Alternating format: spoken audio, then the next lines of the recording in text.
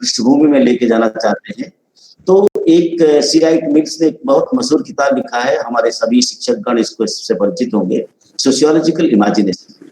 तो उसी तरह से एक सोशियोलॉजिकल इमेजिनेशन के संदर्भ में, एक समाजशास्त्री कल्पना के संदर्भ में, चलिए हम लोग एक समाज की बात करते हैं। तो समाज खासतौर पे केवल भारतीय समाज की तरफ सीमित नहीं है, एक विश्व की जो मानवीय समाज है उसके बारे में बात करते हैं। उस मानवीय समाज की बात करने के लिए हमको दो पहलुओं पे ध्यान रखना चाहिए। एक तो है इसकी ऐतिहासिक पृष्ठभूमि, कोई भी समाज किसी की भी बात करें तो इसका हिस्टोरिकल पर्सपेक्टिव है, ऐतिहासिक पृष्ठभूमि है, और उसके साथ साथ इस हिस्ट्री में हम उसको चरणों के आधार पर देखते हैं, टाइम फैक्टर को बताते हैं, टाइम और कॉन्टेक्स्ट, समय और एक उसकी जो परिस्थितियां हैं उसके आधार पर बात करते हैं।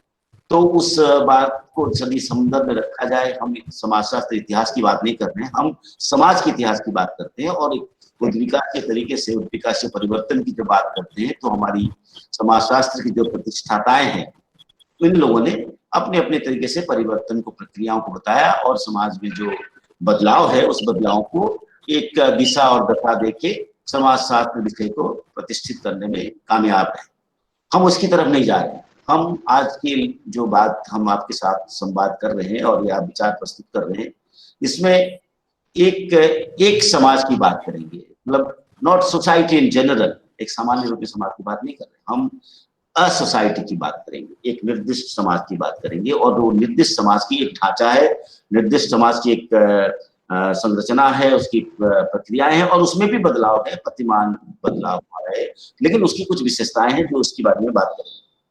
आपने देखा होगा सोसाइटी की जब हम बात करते हैं, बीए के विद्यार्थियों को खासतौर पर मैं बताना चाहता हूँ कि जब हम सोशियोलॉजी में या सोशल साइंस में सोसाइटी की बात करते हैं, हम कहते हैं प्रिमिटिव सोसाइटी से लेके एंशिएंट सोसाइटी से लेके, जिसमें हम कहेंगे कि एक प्रिमिटिव सोसाइटी की बात करते हैं तो हम कहते हैं फूड गैदरिंग एंड हंटिंग, एक प्रकृति को पर निर्भर करते हुए समाज की बात करते हैं। समाज के लोग प्रकृति पर निर्भर करते थे, डिपेंडिंग ऑन नेचुरल रिसोर्सेज, और धीरे धीरे बौद्धिक विकास, मानसिक विकास, चिंतन में बदलाव की वजह से एक परिवर्तन का जो तरीका आया वो है प्राकृतिक साधनों पे निर्भर करना, और उसमें एक बदलाव आया प्राकृतिक साधनों को दोहन करना। So depending on the natural resources, ये जो पैराडाइम है ये बदल के एक्सप्लॉइटिंग द नेचुरल रिसोर्सेस की बात है। ये है इम्पोर्टेंट पॉइंट, ये इसको ध्यान रखें कि हम प्रकृति पे तो निर्भर कर ही रहे हैं, अभी भी कर रहे हैं, लेकिन हम लोग जो है, जो आज की तारीख में जो हम कहते हैं कि ये जो समाज की परिवर्तन में आप देख रहे हैं कि पैंडेमिक है, डॉक्टर अनूप सिंह एनवायरनमेंट के स्पेशलिस्ट है और फॉरेस्ट और एनवायरनमेंट से जुड़े हुए समितियों में काम करते हैं, विस्थापन और उसमें काम करते हैं, उसमें पुनर्वास की काम करते हैं, तो उसमें ये जानते होंगे कि जो सोसाइटी की जो भी चैलेंजेस है, हमारी चैलेंजेस के पीछे कारण क्या है कि हमने अंधाधुंध तरीके से दोहन करने की कोशिश की, और उस जो दोहन की कोई सीमाएं नहीं है, हम बस अप्रोप्रिएट करने लगे, अप्रोप्रिएट करने की कोशिश की। तो ये जो अप्रोप्रिएशन, ये जो एक एक्सप्लॉइटेशन ऑफ नेचुरल रिसोर्सेस है, ये प्राकृतिक साधनों पे जो निर्भर करने का जो एक दोहन का एक सिलसिला शुरू हुआ, तो उसमें एक समान चीज आई कि हम जिए और leave and let others live की बात नहीं है, ये बात खाली कहने के लिए कथन में है, leave and let others live ये कथन ही है, लेकिन यदि करने में देखेंगे, इम्प्लीमेंटेशन में, हमारी जीवन की दिनचर्या और हमारी रोजमर्रा जिंदगी का तरीका देखेंगे, तो उसमें आप देखेंगे you just leave, let the society go to hell, समाज भाड़ में जाए, समाज की हमसे परवाह नहीं है, और क्या कर रहे हैं, कुछ नहीं है, दीवार के बाहर हम अपना कूड़ा फेंक दें, वो दीवार के बाहर है, उनके घर में क्या हो रहा है उससे कोई मतलब नहीं। तो ये जो मानसिकता है, इस मानसिकता के आधार पे हमारी समाज में बहुत सारी चुनौतियां आई, जिसको हम लोग कहते हैं मैन मेड डिजास्टर, मनुष्य द्वारा रचाई गई आपदाएं। और उसी तरह से हम जब बात करें तो इससे पहले हम बात करेंगे कि जो नेचर के साथ डिपेंडेंसी था, एक सिम्बायोटिक रिलेशनशिप था, nature and society, human society खास तौर पे, तो बहुत ही बेहतर था। और उसके साथ साथ शुरुआत होती है एक सोसाइटी जिसको हम लोग कहते हैं exploitation of the natural resources, जिसको कार्ल मार्क्स ने बड़े अच्छे तरीके से एक्सप्लेन किया है कि people must eat to live, लोगों को जीना है तो उसके लिए खाद्य बहुत इंपॉर्टेंट है, मूल आवश्यकताओं को पूरी होना जरूरी है। लेकिन जो people must eat to live में दो ऑप्शन आया, either you depend on the nature or the forest or you exploit. और जो शोषण करने की बात है, दोहन करने की बात है, उसमें क्या हुआ, तो उसमें आया कि हम शिफ्टिंग कल्टीवेशन, फिर आया सेटल कल्टीवेशन, स्थिर कृषि की बात आई, जिसकी आधार पे एक संरचना हमारे समाज में आया और उस समाज को हम कहते हैं किसान समाज, कृषक समाज कहते हैं, जिसको हम कहते हैं agrarian structure, agrarian society, peasant society, फिर रूरल सोसाइटी।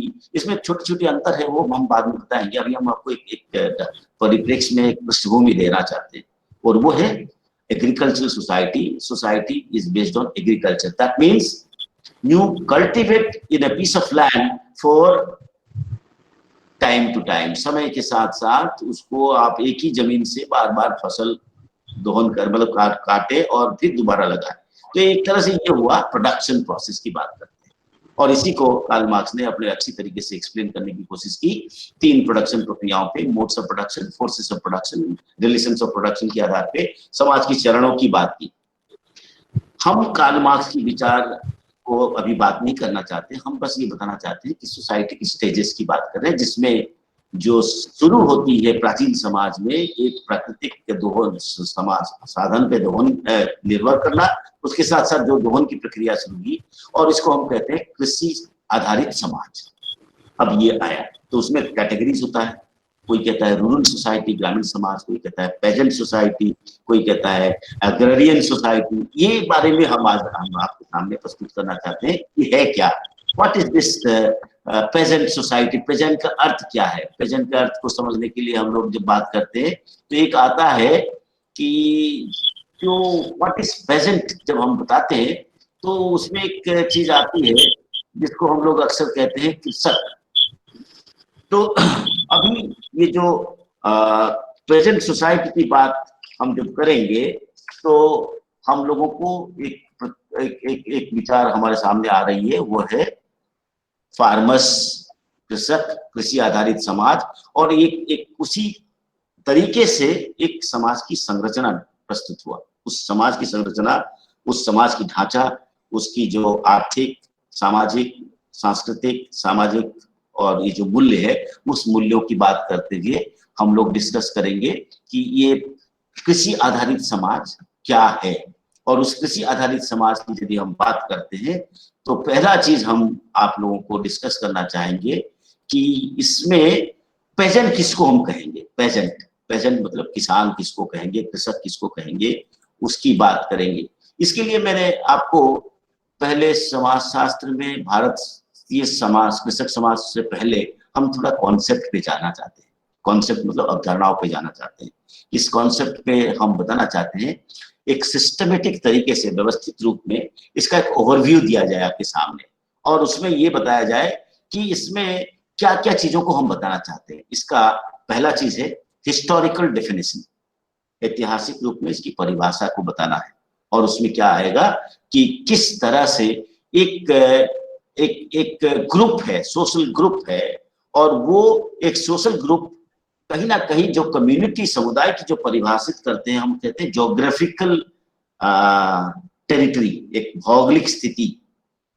तो कृषक समाज जहां पे हम बात करेंगे तो उसमें तुरंत दिमाग में आएगा, it definitely reflects on a specific geographical territory, एक भौगोलिक स्थिति जिसमें there is a restriction on mobility, यहाँ पे गतिशीलता की गुंजाइश नहीं है। जो कृषक समाज की बात करते हैं, जो पेजेंट सोसाइटी की बात करते हैं, जहां पे पेजेंट्स की बात करेंगे वहां पे ये बात आती है शुरुआत के दौर पे, इतिहास के कॉन्टेक्स्ट में। एक सोशल ग्रुप है peasant, peasantry as a social group, as a community, peasant community जिसको हम कहते हैं, एक ज्योग्राफिकल कॉन्टेक्स्ट है, लेकिन उस रेस्ट्रिक्शन से उसमें एक वहां पे गुंजाइश नहीं है सामाजिक गतिशीलता की, नंबर 1। दूसरा है उस पे एक अधिकार की संदर्भ में जो आज की तारीख में हम संविधान और नए नए रूल्स ऑफ लॉ की बात करते हैं, वहां पे एक लिमिटेड राइट से एक अधिकार में उस समय पेजेंट सोसाइटी जब हम बात करते हैं, पेजेंट कम्युनिटी की बात करते हैं, एक लिमिटेड राइट से और राइट्स एंड ऑब्लिगेशंस को यदि देखें, अधिकार और उसकी जो जिम्मेदारी की बात करते हैं, तो उसमें एक सेवाओं की जो नियमावली है उसमें एक तरह से स्टेरियोटाइप है, एक ट्रेडिशनल तरीके से है, और वो ट्रेडिशनल जो स्टेरियोटाइप्स है उसमें हम ये बता सकते हैं कि यह एक तरह से सर्विस जो प्रदान करते हैं और सर्विस को देते हैं, उसमें एक तरह से एक ग्रुप पाई जाती है, सेवाएं देना और सेवाएं लेना, ये इस आधार पे हम प्रेजेंट कम्युनिटी की बात करते हैं। अब आइए इसी कॉन्टेक्स्ट में यदि हम सोशियोलॉजी, एंथ्रोपोलॉजी और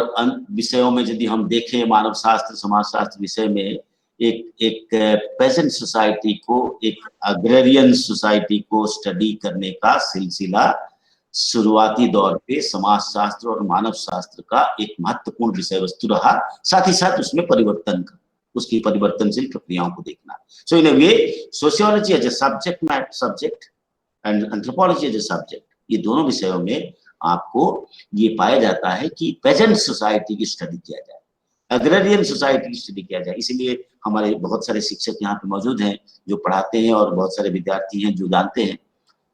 Indian sociology is also, Bharatiya Samaj शास्त्र की जो शुरुआत हुई उसमें भी यदि हम देखें, एंथ्रोपोलॉजी और सोशियोलॉजी का जो एक मिला हुआ एक विषयों की परिभाषित करने के लिए जो महत्वपूर्ण प्रतिष्ठाता हैं, हम एक तरह से ये देखा जाए राधा कमल, डीपी मुखर्जी को थोड़ा सा उधर रखें, क्योंकि यदि हम देखें उधर बॉम्बे स्कूल की खास तौर पे, जिसमें जीएस कुरिये से लेके एमएन श्रीनिवास की बात को लेके, फिर एमएन श्रीनिवास विदेश में जाके ट्रेन होके आए एंथ्रोपोलॉजिकल ट्रेडिशन से, फिर वहां पे दिल्ली विश्वविद्यालय की जो पढ़ाई का माहौल एमएन श्रीनिवास की अगुवाई में हुआ, वो सारे ग्रामीण अध्ययन की बात हुई, विलेज सोसाइटी की स्टडीज हुआ, तो ये एक तरह से पेजेंट सोसाइटी की स्टडीज है।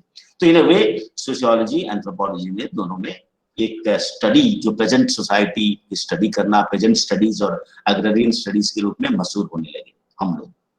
ये एक खास बात है हमारे सोशियोलॉजी एंथ्रोपोलॉजी में, जैसे कि इंडियन कॉन्टेक्स्ट में भी और बहुत सारे विषयों में भी, बाद में भी, even if you look at the history of Europe और ब्रिटिश जो सोशल साइंसेस में, खासतौर पे सोशल एंथ्रोपोलॉजी, सोशियोलॉजी में देखेंगे, अमेरिका में भी देखेंगे तो पाई जाती है पेजेंट स्टडीज। और क्योंकि उस समय उस अध्ययन करने के पीछे कारण क्या था कि सोसाइटी में एक तरह के समाज की मूल्य में परिवर्तन आ रहा था और नई समाज की सोच बदल रहा था। क्या? One kind of society was dying and another kind of society was being born. That means एक ढांचा में बदलाव था, एक संरचनात्मक परिवर्तन की तरह आ रहा था, जो कि हम कहते हैं इंडस्ट्रियल रिवॉल्यूशन, डेमोक्रेटाइजेशन, लोकतांत्रिकरण, और इस तरह से जो प्री इंडस्ट्रियल सोसाइटी की शुरुआती तौर पे यदि हम विदेश की, यदि पश्चिमी समाज की बात करेंगे। सो अब इसी तरीके से यदि हम बात करते हैं तो इसको हम सोशियोलॉजी में कहते हैं कि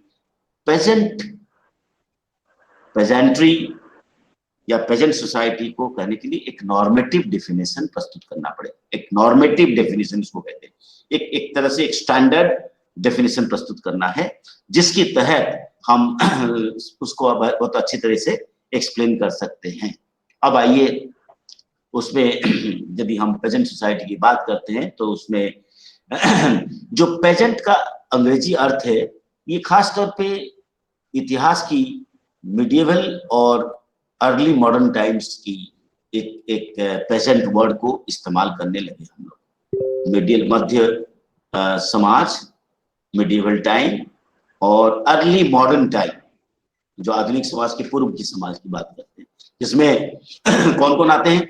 रूरल पुअर, ग्रामीण गरीब, जिसको रूरल रेसिडेंट या गांव की रहने वाले लोग, उनकी जो गांव में रहते हैं। सर्फडम, जैसे कि कार्ल मार्क्स की बात में आपने देखा होगा, लैंडलॉर्ड एंड लैंडलेस लेबरर, या लैंडलॉर्ड वर्सेस सर्फडम, वो उसकी बात करते हैं। सर्फडम, SERF, सर्फ मतलब जो उस तरह की काम करने वाले लोग। एग्रीकल्चरल लेबरर, जो कृषि में काम करते हैं, कृषि से साथ जुड़े हुए काम करते हैं, और उनको हम कहते हैं कॉमन। इनको एक इस्तेमाल करते हैं विदेश पश्चिमी समाज में, कॉमन मतलब जिसको हम लोग आज की तारीख में आम आदमी कहते हैं, मैंगो मैन जिसको कहा जाता है, आम आदमी। आम आदमी मतलब जैसे कि आम आदमी पार्टी की बात करें, और इसको एक भाषा में ये इस्तेमाल करते हैं कॉमन। ये कॉमनर्स है, ये एग्रीकल्चर लेबरर्स है, ये गांव में रहने वाले लोग हैं, रूरल पुअर हैं, गांव के गरीब लोग हैं, सरल हैं, बड़े सरल है, सिंपल है, रस्टिक है, देहाती है, ये सारी इस्तेमाल होती थी। और उसी के आधार पे यदि पेजेंट की बात करें तो उसमें फ्रेंच सोसाइटी, यूरोपियन सोसाइटी और इस तरह की सोसाइटी में इसको हम कह सकते हैं। ये सिक्स्थ सेंचुरी से लेके अभी उसकी बात करेंगे तो वहां पे आता है कि rural society was the structure, और उसी कॉन्टेक्स्ट में इंग्लिश में पेजेंट आया, और उसके आधार पे बहुत सारे विषय में हम लोग अभी कहते हैं तो हम कहते हैं कि किसान, कृषक कहते हैं, कृषक कहते हैं, कृषक की बात करते हैं, फार्मर्स की बात करते हैं। अब आइए कि इसके बाद जब हम सोसाइटी की बात करते हैं, जर्मन सोसाइटी, फ्रेंच सोसाइटी की यदि बात करें, पेजेंट्स की यदि हम बात करें, तो उसमें ये आता है कि peasant as a social category, peasant as a social category coming out of the structure, social structure, और उस समय की सामाजिक जो संरचना ढांचा था उसकी कॉन्टेक्स्ट में ये बात आती है। और उसमें एक इकोनॉमिक एंड सोशल कॉन्टेक्स्ट में यदि हम बात करें तो उसमें ये आता है कि they are the people, they are the hard working people, वो लोग काम बहुत मेहनत करते थे। और उसके आधार पे जब प्रेजेंट सोसाइटी की यदि हम बात करें, वो सोसाइटी को संतुलन में, समाज को रखरखाव में, समाज को अन्नदाता जिसको हम लोग कहते हैं, उन सभी चीजों में हम लोग इस्तेमाल करते हुए हम कहते हैं कि भी यही लोग समाज के हैं। तो इसीलिए हम ये कह सकते हैं कि पेजेंट्स जो है एक तरह से legal, political, social and economic category के रूप में यूरोप में, मध्य यूरोप में ये पाई जाती है, पेजेंट्स जो कि कॉमनर्स। जैसे कि आज की तारीख में हम लोग पेजेंट्स ना कह के हम लोग पश्चिमी, हमारे जो आज की तारीख में हम क्या कहते हैं, मिडिल क्लास फैमिली जिसे हम कहते हैं, इस तरह से मिडिल क्लास, मध्यम वर्ग आज पैंडेमिक में बड़ा प्रभावित हो रहा है, परेशान हो रहा है, middle class, lower middle class.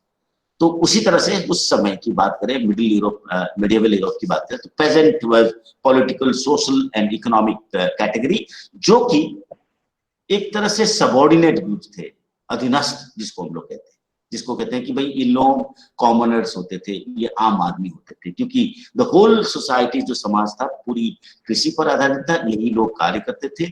तो इस कॉन्टेक्स्ट में एक कैटेगरी आया, पेजेंट वर्सेस नॉन पेजेंट, मतलब किसान बनाम गैर किसान।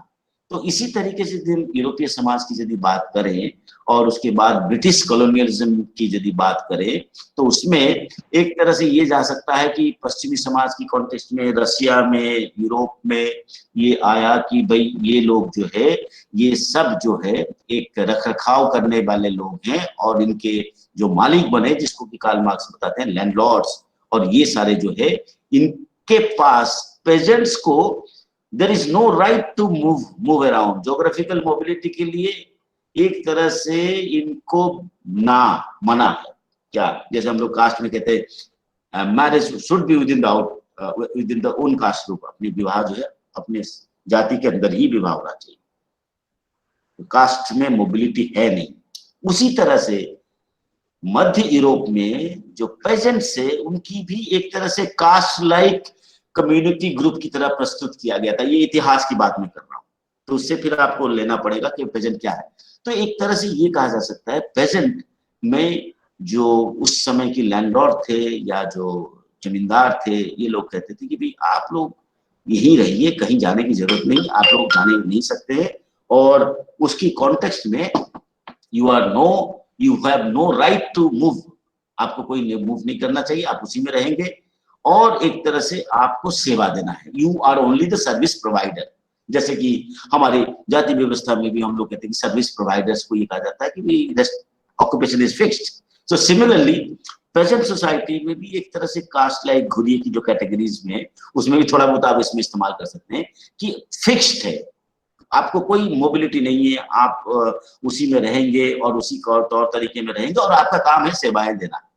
तो एक तरह से क्या हुआ, सबाल्टर्न पर्सपेक्टिव में अधीनस्थ समाज की जब परिप्रेक्ष्य की नए तरीके से हम लोग बात करते हैं, वो कहते हैं सबॉर्डिनेट, आप सबॉर्डिनेट है, ठीक है। तो इस कॉन्टेक्स्ट में एक स्टेट पैदा हुआ, एक स्टेट पैदा हुआ मतलब एक कुछ लोग उसकी तरीके से समाज में लैंडलॉर्ड जो है अपना प्रॉपर्टी को करते गए, और उन लोगों के पास मोबिलिटी है, वो लोग मोबिलिटी की गतिशीलता उनके है, वो लोग कहीं भी जा सकते हैं, और उन लोगों के पास वो हुआ। सो एक तरह से ये एक इम्पॉर्टेंट एस्पेक्ट है हिस्ट्री ऑफ यूरोप में। जब भी हम बात करें तो उससे पेजेंट का कॉन्टेक्स्ट आता है। अब आइए इसको एक्सप्लेन किया जाए कि पेजेंट की यदि बात करें तो उसमें 19th सेंचुरी में जो तमाम तरह की क्रांति आई, परिवर्तन आई, बदलाव हुआ, और उसमें एक चीज आई कि भाई इन लोगों ने भी विरोध शुरू हुआ, इन लोगों के अंदर भी विरोध शुरू हुआ, क्योंकि भाई हम ही लोग काम कर रहे हैं। तो एक तरह से इसको हम कहेंगे एक मैक्सिकन रिवॉल्यूशन, मैक्सिको में एक क्रांति एक तरह से बहुत इंपॉर्टेंट है पेजेंट सोसाइटी की हिस्ट्री के बारे में, पेजेंट्री बारे में जानने के लिए इसको हम मैक्सिकन क्रांति की तरफ ले सकते हैं, क्योंकि वो हमारे लिए एक महत्वपूर्ण है, जिसमें एक तरह से एक पॉलिटिकल आइडेंटिटी का एक मार्कर बना, एक मानक बना, राजनीतिक अस्मिताओं के संदर्भ में एक मैक्सिकन रिवॉल्यूशन, मैक्सिको की क्रांति एक तरह से एक नया एक कल्चर ऑफ वॉइस एक तरह से कहा जा सकता है,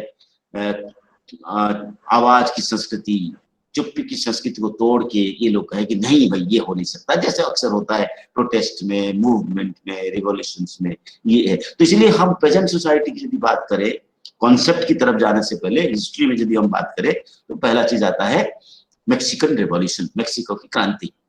और उसी कॉन्टेक्स्ट में यदि हम कहेंगे कि एक एग्रेरियन आइडियोलॉजी, एक कृषि आधारित समाज के जो मुख्य लोग हैं, जो आम व्यक्ति है, जैसे आम जनता क्रांति पे उतर आए, और वो 1930 दशक में खास तौर पे एक उस समय की बात है। हम इसको इतिहास में ज्यादा नहीं जाना चाहते क्योंकि इससे हमारी जो बीए विद्यार्थी थोड़ा सा कहेंगे कि सर क्या हो रहा है, इतिहास पढ़ा है, बट नो।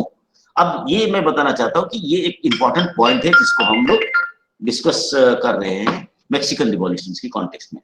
अब इसी पे फिर हम आते हैं कि जो डेफिनेशन की तरफ जाएंगे। अभी हम Mexico, China, Algeria, Vietnam, even India, इस सब बातों को लेके थर्ड वर्ल्ड, तृतीय विश्व की बात करते हैं, और उसमें एक तरह से वो जो सामाजिक संरचना है, वो सामाजिक संरचना की जो मुख्य धारा के लोग थे वो थे कृषक समाज या कृषि आधारित समाज, और कृषि आधारित समाज में कृषकों का, किसानों का सर्विस देने का बात है।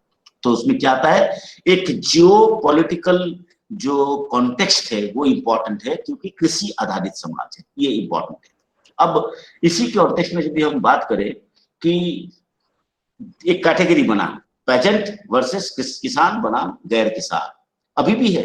आज की तारीख में हम बताते हैं, जैसे शहर में आप जाइए, शहर में बहुत सारे लोगों का खेती है, वो लोग क्या कहते हैं, एब्सेंटी लैंडलॉर्ड, यहाँ रहते हैं और उनकी खेती है, अपनी बटाईदार को दे दिया है, शेयर क्रॉपर्स को दे दिया है, लेकिन जब वहां पे आपदा होती है, सूखा पड़ता है, जब सरकार उनकी मुआवजा देते हैं या कुछ करते हैं, तो मकान जो जमीन के मालिक के पास पैसा आता है। तो एक तरह से अभी भी वो एक तरह से स्थिति कंटिन्यू कर रहा है, निरंतर है। तो उसी कॉन्टेक्स्ट में यदि हम प्रेजेंट की बात करें कि एक इंपॉर्टेंट सोशल कैटेगरी के रूप में देखें तो ये एक्सप्लॉयटेशन की बात है। अब आते हैं सोशियोलॉजिकली, एंथ्रोपोलॉजिकली, समाजशास्त्री और मानवशास्त्री के रूप में हम जब बात करें तो एक आता है Eric Wolf, ERIC, Eric, R capital R dot WOLF, Eric Wolf. वो एक तरह से एक प्रेजेंट सोसाइटी को फोक सोसाइटी के रूप में इसको प्रस्तुत करने की बात करती है। ये हमारे बीए विद्यार्थियों को जानना चाहिए एरिक वुल्फ की क्या विचार है प्रेजेंट सोसाइटी को परिभाषित करने में।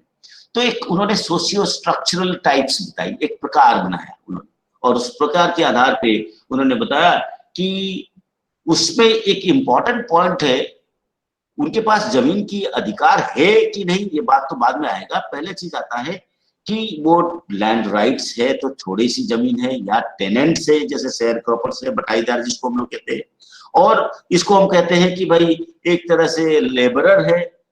और एक होता है कि बहुत सारे लोग होते हैं कि लार्ज प्रॉपर्टीज का मालिक है, तो ये इसमें आता है, पेजेंट जो है फार्मर्स से अलग करना है। तो अभी शुरू होती है पेजेंट और फार्मर। हिंदी में दिक्कत है थोड़ा सा। पेजेंट, पेजेंट मतलब किसान, जिसको हम कहते हैं पेजेंट मतलब छोटे किसान, जिसको हम छोटे पेजेंट की और फार्मर्स में कैटेगरीज दोनों में अंतर है। और उसको बताने के लिए ये कहेंगे जो जो पेजेंट है उनकी परिभाषा क्या है। पहला, किसको हम पेजेंट कहेंगे? जिसको हम लोग अक्सर कहते हैं छोटे किसान, जो मार्जिनल फार्मर्स।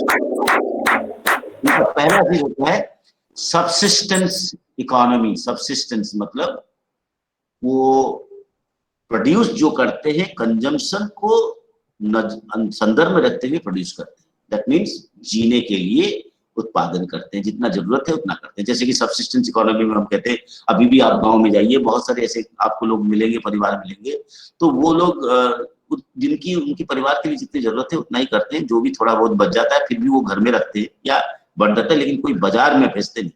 अभी भी कुछ कुछ परंपराएं से मिलेगी, हालांकि धीरे धीरे बदलाव हो रहा है। बट प्रेजेंट्स का अर्थ ये है सबसिस्टेंस, ये बड़ा इंपॉर्टेंट है। सबसिस्टेंस मतलब जिसको हम कह सकते हैं कि एक जो भी प्रोडक्शन है वो primarily for survival, for their own requirement, और अपनी स्टेटस को बनाने के लिए, ना कि ये जो फार्मर्स है ये लोग क्या करते हैं, इन्वेस्ट कर सकते हैं और एक तरह से बाजार में देते हैं, फिर उसके बाद उसको बढ़ते हैं। इसीलिए आपने देखा होगा कि बहुत सारे गांव में आप चले जाइए, अपने अपने गांव की याद करिए, बहुत सारे किसान वही किसान की तरह रहते हैं। उनकी जीवन शैली और उनकी जो वो देखेंगे, इतना बदलाव नहीं है, बस एक एक जीवन बिताते हैं, उसमें जितनी है उसी में वो रहते हैं, और उसमें कोई इंक्रीमेंटल ग्रोथ दिखता नहीं। आज की तारीख में बहुत सारे परिवर्तन हो गया, लोग बच्चे पढ़ रहे हैं, पढ़ाई कर रहे हैं, नौकरी कर रहे हैं, उसमें फिर आर्थिक इनकम अलग अलग तरीके से स्रोत से आया, तो वो धीरे धीरे बढ़े।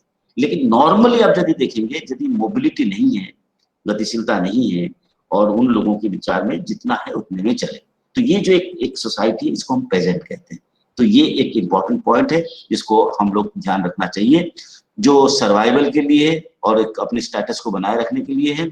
और एक तरह से ये कहा जा सकता है कि जो अदर है फार्मर्स, वो एक एंटरप्रेन्योरशिप में चलता है कि भाई धीरे धीरे बढ़ना चाहिए, इसमें बढ़ना चाहिए। स्मॉल फार्मर्स, फिर लार्ज फार्मर्स हुआ, मिडिल लेवल फार्मर्स हुआ, बड़े किसान हुआ, तो फिर एक अपना बढ़ाता रहता है। ये है फार्मर्स की बात करें।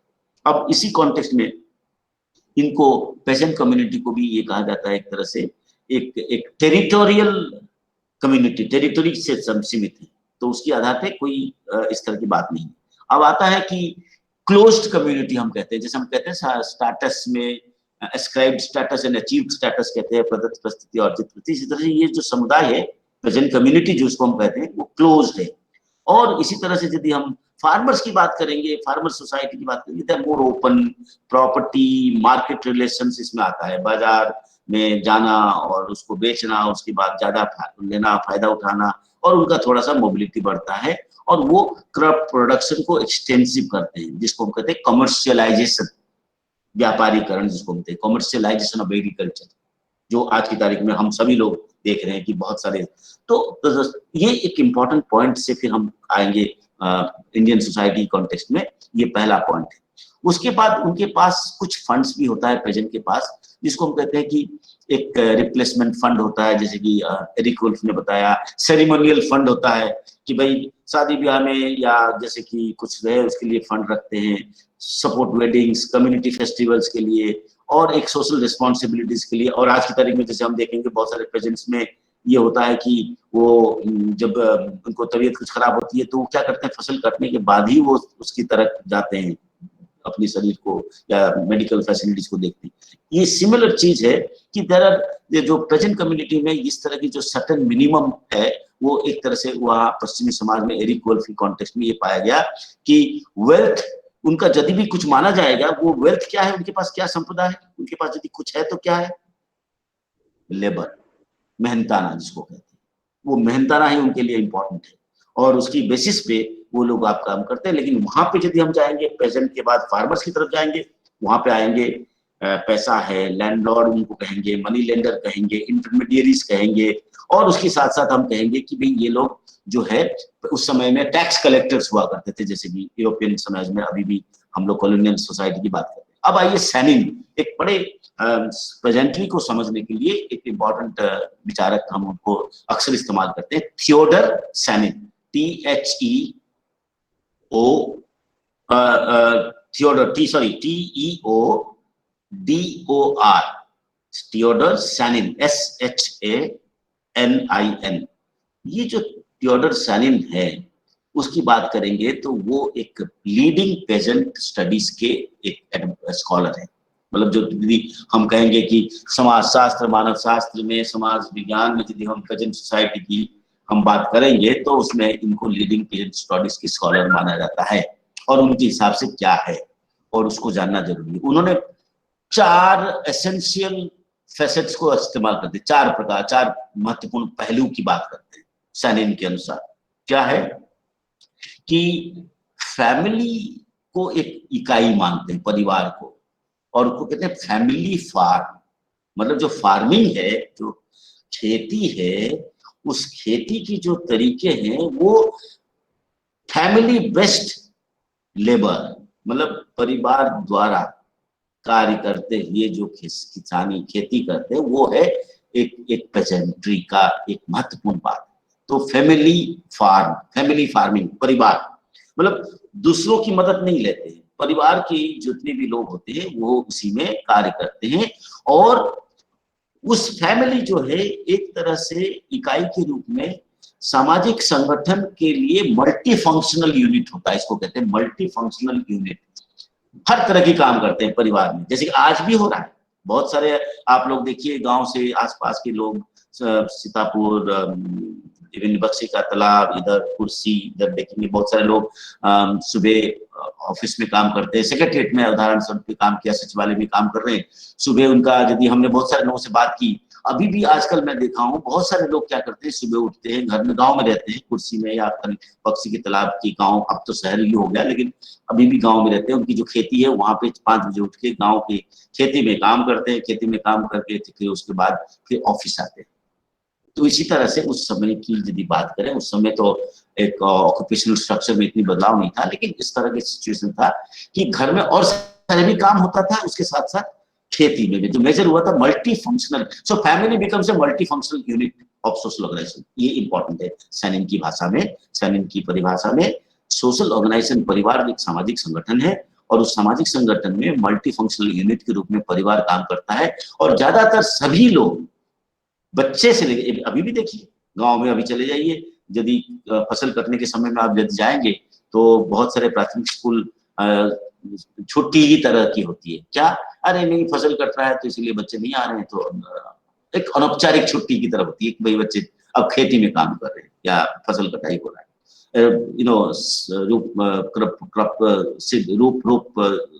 रोपण किया जा रहा है। तो ये एक प्रोसेस है। सो पेजेंट्री का अर्थ है कि फैमिली फार्मिंग। नंबर 2, इसमें क्या सबसे इंपॉर्टेंट है कि इसमें इसके अलावा भी और एक चीज है जिसको हम लोग पेजेंट्री में लाते हैं, वो है एनिमल रियरिंग। जैसे कि आज की तारीख में भी आप अभी बहुत सारे गांव में जाएंगे तो आपको मिलेंगे कि घर है, खेती भी है, थोड़ा सा 2-3 गाय है, एक गाय है तो भैंस है, और उनके पास एक अलग उनके रहने की चीज है। वो भी एक अर्निंग का स्रोत है, लाइवलीहुड को, क्योंकि उसमें क्या होता है कि वो भैंस और गाय बैल जो है वो उसमें भी काम करते हैं, साथ ही साथ हमारे लाइवलीहुड का हिस्सा है। तो ये एक इम्पॉर्टेंट है सैनिन की कहने पे, animal rearing as the as one of the main means of livelihood. एक ये भी इसके साथ जुड़ा हुआ है। और उसके बाद इसको हम कहेंगे ये एक ट्रेडिशनल कम्युनिटी का जो कल्चर है, उसमें आप एक गांव के एक किसान के घर को यदि हम सोचते हैं या देखना चाहते हैं तो ऐसे आता है। खेती में भी काम करते हैं, अपने घर के गाय भैंस जो भी है उसको रखते हैं, उसके हिसाब से अपना जीवन को बिताने की कोशिश करते हैं। और बेसिक पर्पस क्या है?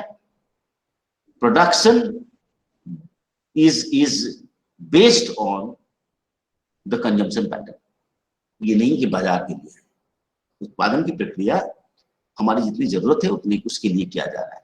तो ये एक तरह से वे ऑफ लाइफ है, जिसको हम लोग कहते हैं एक जीवन शैली है।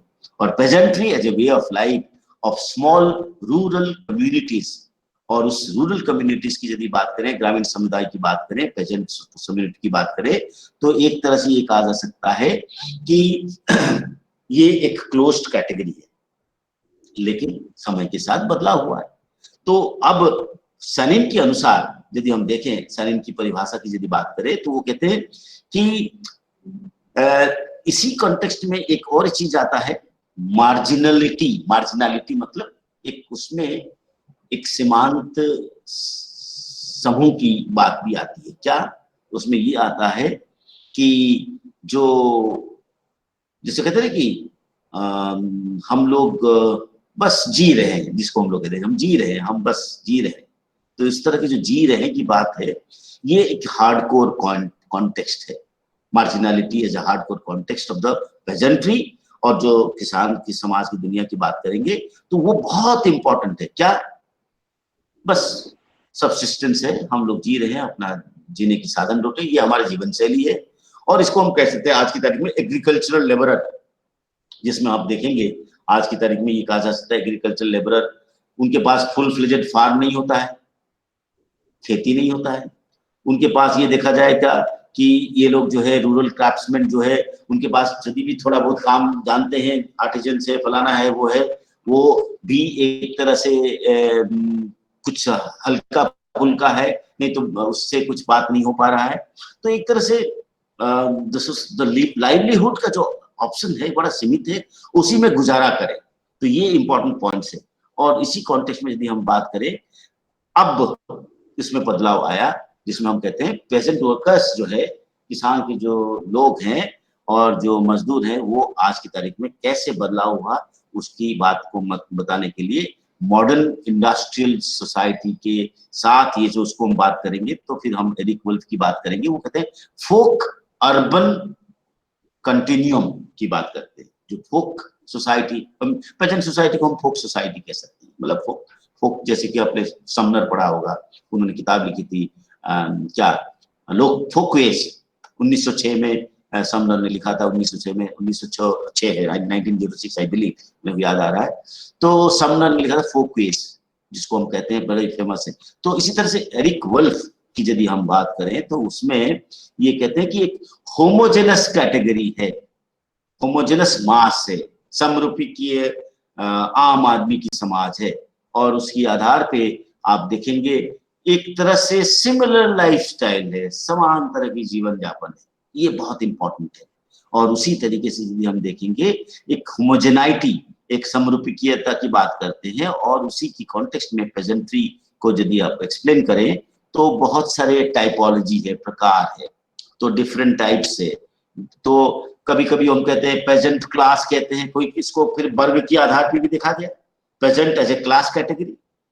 भाई मार्क्स की भाषा में यदि हम देखेंगे, तो पेजेंट किसान जो है क्लास कैटेगरी में आ जाता है, क्लास वर्ग की अवधारणा में आता है। लेकिन जो वर्ग की अवधारणा में आता है, तो वर्ग में एक चीज आपने देखा होगा, वर्ग में ओपननेस है।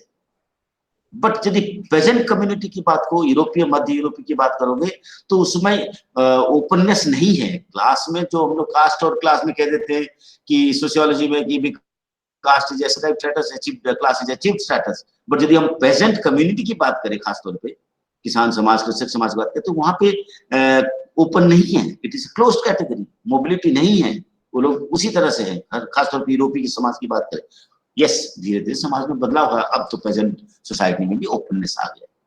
लेकिन शुरुआती दौर पे it was a closed category, जैसे एस्क्राइब्ड स्टेटस के रूप में देखा जाता है। तो इसी तरह से पेजेंट्रीज की यदि हम बात करें, जिसको थियोडोर सैनिन और उसकी बात को एक्सप्लेन करते हुए हम एरिक वुल्फ की बात करते हैं।